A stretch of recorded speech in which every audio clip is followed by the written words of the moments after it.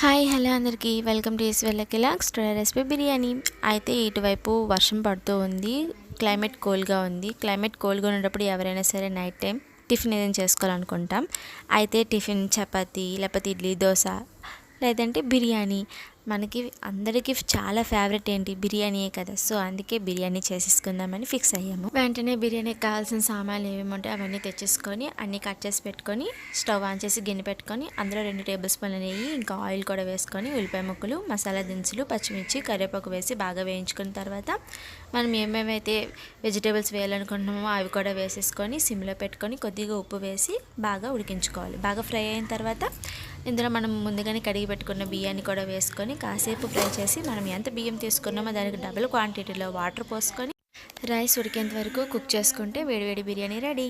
ఇంతకీ మీరేం చేస్తారు కామెంట్ చేయండి. ప్లీజ్ లైక్, షేర్, సబ్స్క్రైబ్ చేసుకోండి. Thanks for watching. బాయ్.